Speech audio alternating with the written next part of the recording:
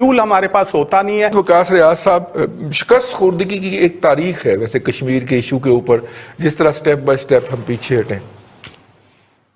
जी, कश्मीर का जो इशू है ये सन 47 से चला आ रहा है और इसमें कोई एक चीज़ नहीं, इसमें बेशुमार और चीज़ें भी इसके साथ शामिल हैं। इंडिया हमारे से बहुत बड़ा मुल्क है, उसकी फ़ौज हमसे ताकतवर है, हर चीज़ है, लेकिन हम में जज्बा ईमानी है। तो हमें बुलंदो बाला दावे करने के बजाय हमें अपने आप को देखें, बड़ा आसान है हम फौजें या सिविलियंस को कश्मीर में एंटर कर दें, लेकिन उसके बाद क्या होगा? फुल फ्लेज वॉर होगी, इंटरनेशनल प्रेशर होगा।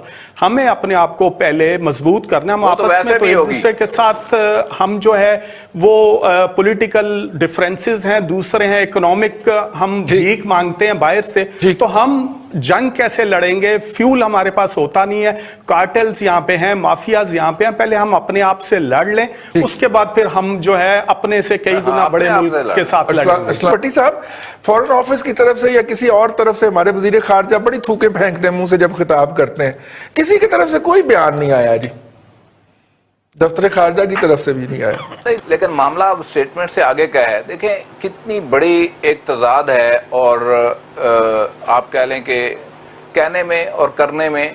मिसालें आप देते हैं टीपू सुल्तान की और तगरल की, जी नारे लगाते हैं टीपू सुल्तान के, और बने हुए आप बहादुर शाह जफर हैं, ठीक है, जिस तरीके से ये कर रहा है। और हमारे लोगों के लिए तो ये एक तमांचा है कि यहाँ पे हम जुमे को एहतियाज करेंगे, ये करें, और जो करना है वो क्यों नहीं करते?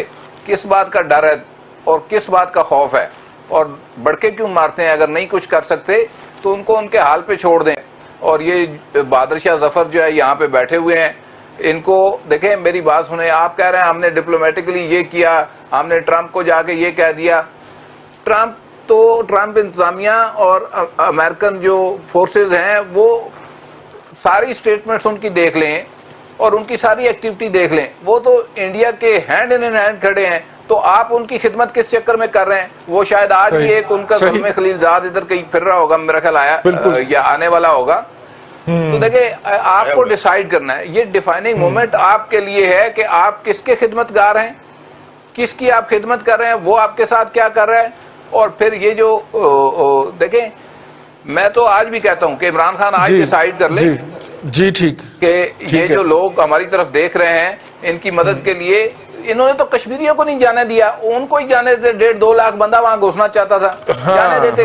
कितने मर जो वहां पे हो रहा है लोगों के साथ, या 10-12 हजार हमारे शहीद हो जाते, मैक्सिमम क्या होना था। इससे यकीन करें, और वो वैसे भी तो कोरोना से मार ही रहे हैं ना भट्टी साहब। और पाकिस्तान के नाम के ऊपर ये लोग पाकिस्तान के नाम के ऊपर शहीद हो रहे हैं और कलमा पढ़ते हुए शहीद हो रहे हैं। इसका कफारा, इस गुनाह का हमें देना होगा, और ये किस कदर हम देंगे ये ठीक हो गया, वक्त बताएगा। और ये शायद फिर यहाँ पे नहीं होंगे जो इस वक्त है।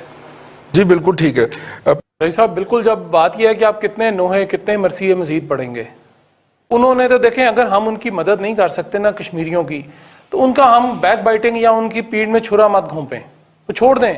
हम सिर्फ दावा ही कर रहे हैं आज तक। अब कश्मीर का मामला जो है वो इस हुकूमत पे अगर होता तो उन्होंने तो अपोजिशन पे डाल देना था, कि ये भी उन्होंने किया हुआ है।